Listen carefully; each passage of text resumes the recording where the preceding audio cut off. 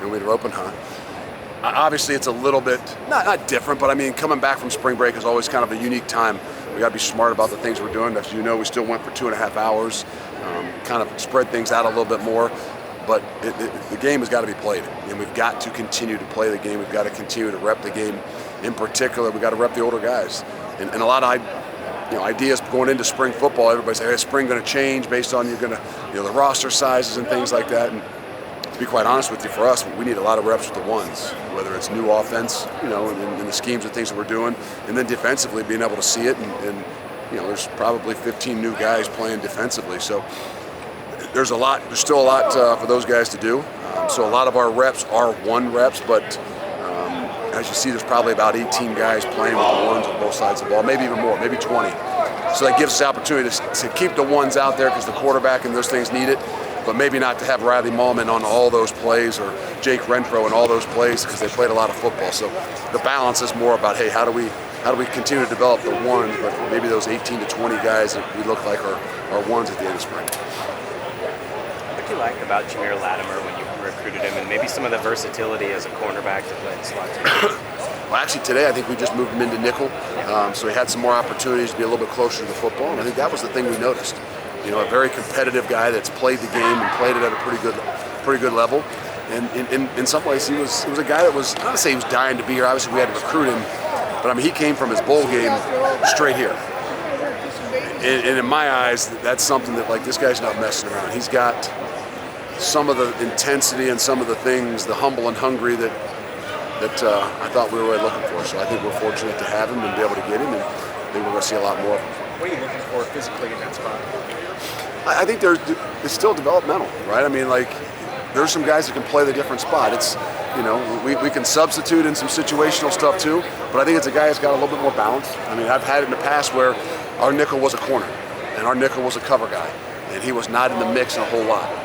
I don't know that that's what we want. We want a guy that's got a little bit more versatility. There's a guy that we can put into blitzes. There's a guy we can put into some run fit situations, but also a guy that can play in space and cover. So I think that we're still trying to continue to find out what's the best fit there. We've got an opportunity, to move some guys around. Rico's going to play some in there as well.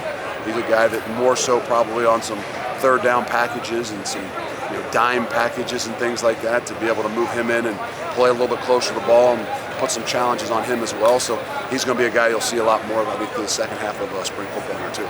Suggs and Perkin seem to play with noticeable violence about them. Not to knock maybe some of the other defensive line units you've had, but is that something you've been missing?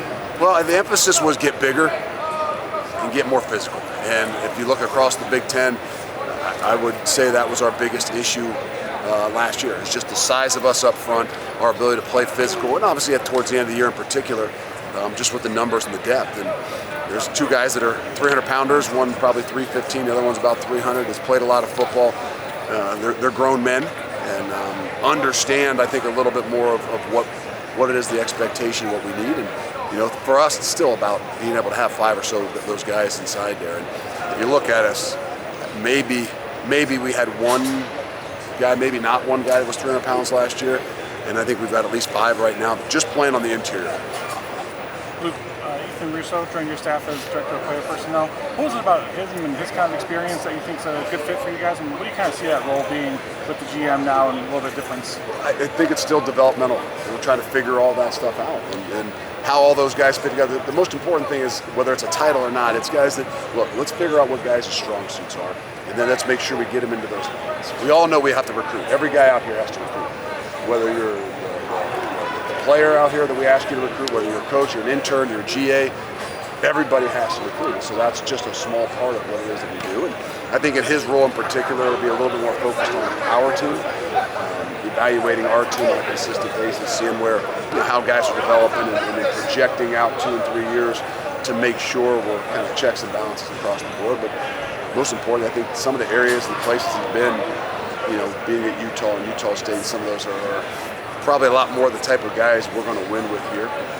And recognizing those things and the traits, and obviously being able to be a part of something bigger than himself.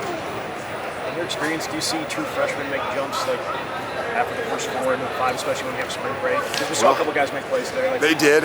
That's interesting because sometimes those are the guys that you worry most about as they come back after 4 days. What did they actually remember, or more so, what did they forget? But I think that there's some maturity in this group, and that's what we want to be able to challenge.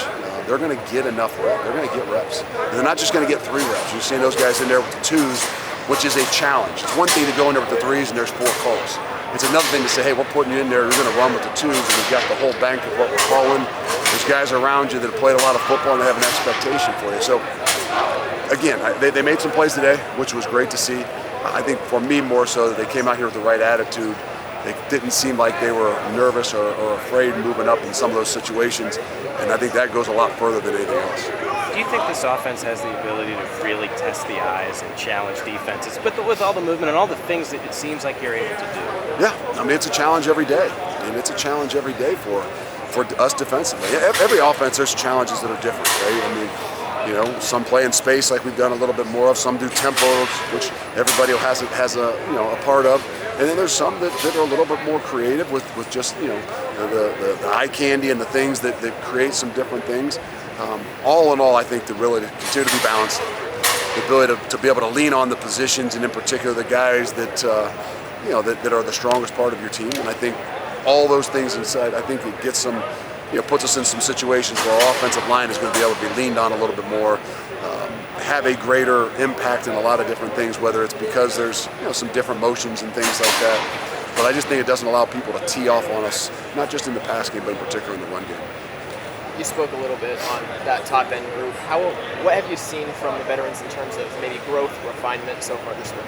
It's hard to say. It's 5 practices in, and you haven't really evaluated the 5th practice. This one's interesting to evaluate as we go back and watch it, because you see where the real maturity is. You see the guys that played a lot of ball, like Riley Mauman or Jake Renfro, and in particular guys up front, that they don't miss a beat when they walk back in here.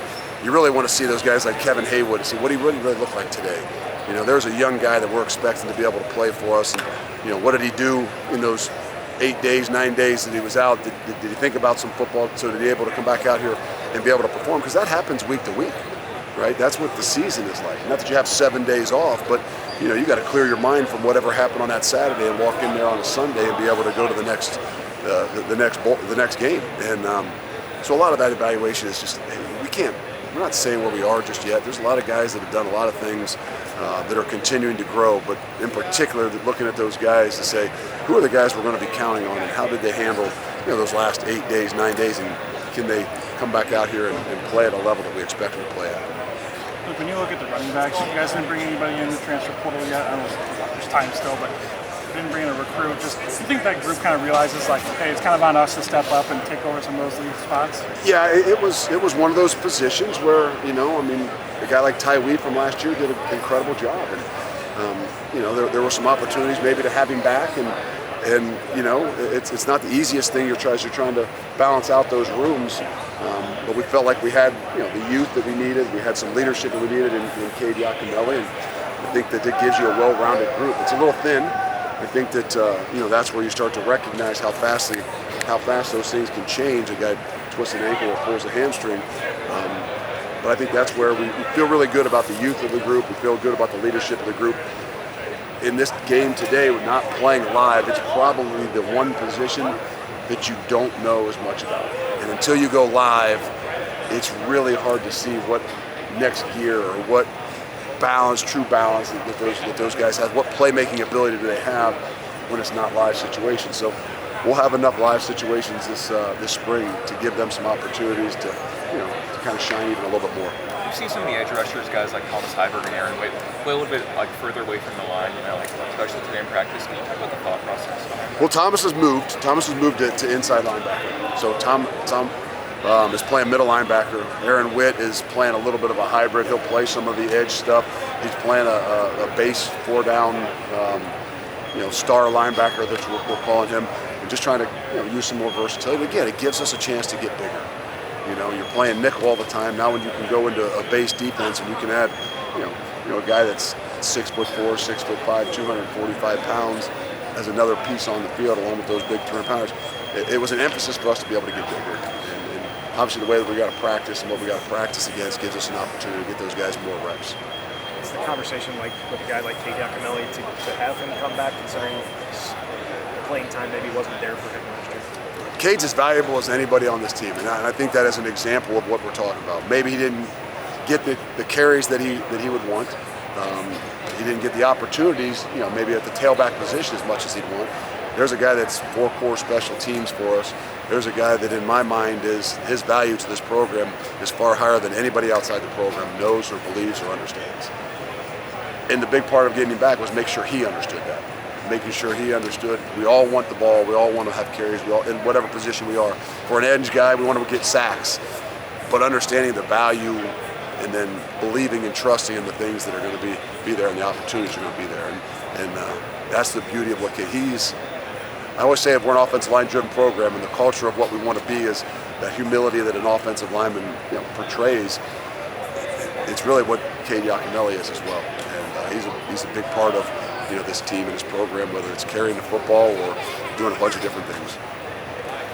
How special has it been to see the connection between Billy Edwards and Jaden Ballard develop pretty quickly so far this year? The connection that Billy is making with a lot of people is what's going to make him different. And I mean that in a way that not everybody gets to see, but he's a very mature guy that understands, and believes in what team means and looks like. And his ability to connect with a lot of different people and a lot of different groups. You see the balls that might be thrown, but the time spent in other rooms and time spent with those guys individually is something I think will even show a lot further down the road. And so there are some connections being made, and I think that today was one of those days where he did find Jaden a little bit more and give him some more opportunities. But the big thing for Billy is making sure the connections aren't just there with wideouts, it's there with that front guys as much as anything, and he understands that. We haven't seen Mark Hamper the last few times we've been at practice. Mark's out right now, and we don't know exactly when he'll be back. Hopefully we'll get him back here soon.